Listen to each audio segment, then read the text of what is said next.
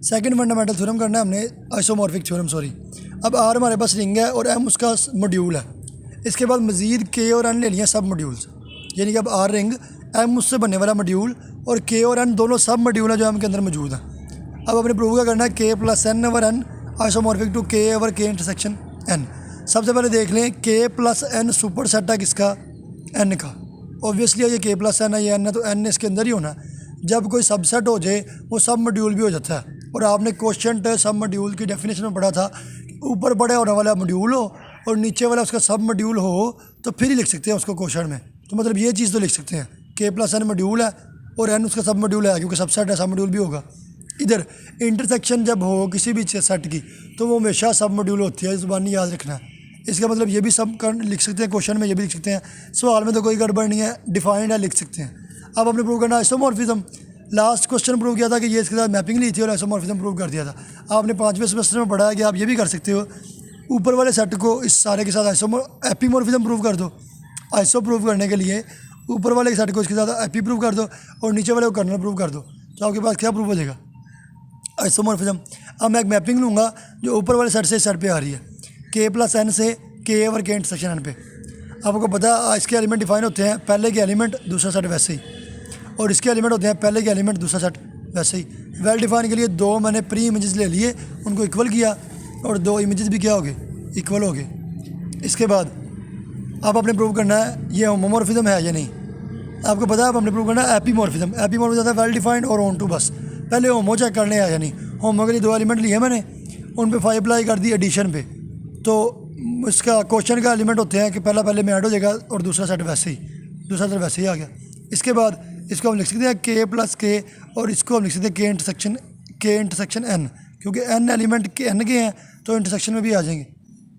इसके बाद इसको लिख सकते हैं के प्लस के इंटरसेक्शन एन और के टू प्लस के इंटरसेक्शन एन। अब ये 5 ऑफ फर्स्ट एलिमेंट है, ये 5 ऑफ सेकेंड एलिमेंट, यानी कि एडिशन पे 5 टूट गई। इसके बाद मल्टीप्लिकेशन में हम कर लेंगे, सॉरी दूसरी कंडीशन होती है ए कॉन्स्टेंट साथ लगाते हैं। अब ए बाहर आ जाना चाहिए, इस पर प्रॉपर्टी लगाएंगे ए बाहर भी आ जाएगा, आप प्रूव कर लोगे।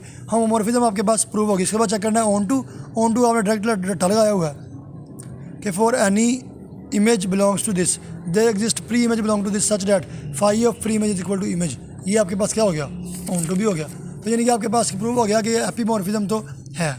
अब आपने कर्नल प्रूव करने के लिए आपने प्रूव करना है कि जो बटे में पड़ा हुआ क्या हो आपके पास, कर्नल, यानी कि एन को क्या प्रूव करना है, कर्नल। पहले कर्नल की डेफिनेशन लिख लें। कर्नल में सारे वो एलिमेंट आते हैं पहले सेट के जो दूसरे सेट की क्या दें, आइडेंटिटी। अब दूसरे सेट की आइडेंटिटी, दूसरे सेट के एलिमेंट होते हैं पहले के एलिमेंट, यानी कि के प्लस के इंटरसेक्शन एन। अब आइडेंटिटी में पहला एलिमेंट 0 हो जाएगा, यानी कि 0 प्लस के इंटरसेक्शन एन, यानी कि 0 लिखेंगे ही नहीं, के इंटरसेक्शन एन। अब 5 ऑफ दिस आंसर देती है ये, लेकिन 5 ऑफ दिस का आंसर बेसिकली होता है के प्लस के इंटरसेक्शन एन बराबर है के इंटरसेक्शन एन के। जब ए प्लस एच के बराबर हो तो किसको बिलोंग कर जाता है, एच को, यानी कि के बिलोंग कर जाएगा किसको, के इंटरसेक्शन एन को। आपके पास कर्नल 5 में एलिमेंट किस तरह के प्लस एन के जो बिलोंग करते हैं के प्लस एन को। और आगे एक और बात आ गई कि के किसको बिलोंग करता है, के इंटरसेक्शन एन को। अगर के इंटरसेक्शन एन को बिलोंग कर रहा है तो फिर के एन को भी ऑब्वियसली बिलोंग करेगा, क्योंकि इंटरसेक्शन में है तो के में भी एन में भी है, यानी के बिलोंग कर जाए किसको, एन को। अब कर्नल 5 में एलिमेंट आते हैं के प्लस एन के जो बिलोंग करता है के प्लस एन को, और के भी किसको बिलोंग कर रहा है, एन को। यहाँ पे कंसेप्ट है कि अब ये के प्लस एन है, एन तो एन में है ही है, के भी किस में है, एन में। अगर के भी एन में है और एन भी एन में है तो एन के दोनों एलिमेंट ऐड होकर भी किस में आएंगे, एन में, यानी कि सारे को हम एन सेट कह सकते हैं। तो कर्नल 5 किसके बराबर प्रूव हो गया, एन के। ये था हमारे पास सेकंड थ्योरम। थर्ड थ्योरम क्या है कि M over K let R be a ring and M be an R module, और के और एन फिर क्या है, सब मॉड्यूल है। तो आपने प्रूव करना है एम ओवर के डिवाइडेड बाय एन ओवर के, ये आइसोमॉर्फिक है एम ओवर एन के। उसी तरीके से आप करोगे, ऊपर वाले सेट को इसके साथ प्रूव कर लोगे एपीमॉर्फिज्म और नीचे वाले को कर्नल। अब मैंने उस तरह से किया कि अगर आपके पास उन्होंने बताया हुआ है कि के सबसेट किसका है, एन का, और ऑब्वियसली दोनों सबसेट किसके हैं, एम के, मतलब के सब मॉड्यूल है एम का और के सब मॉड्यूल है एन का, क्योंकि हर सब सुपर सेट का सब मॉड्यूल होता है, पहले ही बताया। मतलब चीज़ें सारी डिफाइंड है, कोई इशू नहीं है। मैंने इसके साथ सबसे पहले प्रूव करना है वेल डिफाइंड। वेल डिफाइन के लिए मैं क्या लूँगा, दो इमेजेस, प्री इमेजेस लूँगा, दो इमेजेस भी क्या आ जाएंगी, इक्वली। आप कर लोगे, इशू कोई नहीं होना, प्री इमेजेस भी इक्वल, यानी कि वेल डिफाइन हो गया। इसके बाद होमोमॉर्फिज्म की पहली कंडीशन, दूसरी कंडीशन चेक करूँगा, दोनों कंडीशन भी पूरी हो जाएंगी, आपके पास होमोमॉर्फिज्म भी आ गया। उसके बाद मैंने प्रूव, अब ऑन टू को आपने प्रूव करना है। ऑन टू के लिए आपको पता है for every image there exist है pre image such that phi of pre image is equal to image, रट्टा लगाया होगा। ऑन टू भी प्रूव होगा। रह गई एक बात, और मोस्ट इंपॉर्टेंट बात भी है, इसलिए मैं यहाँ पे ब्रेक लगाई है। अब क्या है मैंने आपको बता दिया, आप लोग देखोगे हो जाना वो ईजी है। नेक्स्ट बात ये थी कि फंडामेंटल थ्योरम कहता है कि बटे में क्या पढ़ना चाहिए, कर्नल फाई। आपके बटे में क्या था, एन नंबर के, यानी कि अगर कर्नल फाई की वैल्यू आ जाए एन नंबर के तो आपका क्वेश्चन कंप्लीट है।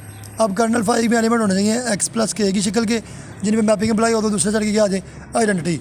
अब दूसरे साइड में आइडेंटिटी एलिमेंट होते हैं एनीथिंग प्लस के। अब वो एनीथिंग की जगह हम जीरो लिख लेंगे तो आ जाएगा एन। अब फाई का आंसर आता है एक्स प्लस एन, इधर क्या एन, यानी कि एक्स किसको बिलोंग कर जाएगा, एन को। कर्नल फाई के एलिमेंट आते हैं एक्स प्लस के जो बिलोंग करते हैं एम ओवर के को, और एक्स कहाँ से आने लग पड़े हैं, एन से। अब आपको पता है जब कोई क्वेश्चन एलिमेंट हो तो पहले एलिमेंट होते हैं बड़े सेट के, ऊपर वाले सेट के, और नीचे वाला सेट वैसे ही, यानी कि पहले एलिमेंट है ऊपर वाले सेट के। तो एक्स जो है वो कहाँ से आ रहा है, एन से। तो क्योंकि एक्स आ रहा है एन से, तो जो एलिमेंट ऊपर वाले सेट के हैं वो कहाँ से आ रहे हैं, एन से। तो उसको हम लिख सकते हैं एन नंबर के। तो कर्नल फाई के बराबर प्रूव करना था। ये हमारा थर्ड फंडामेंटल थ्योरम भी हो गया।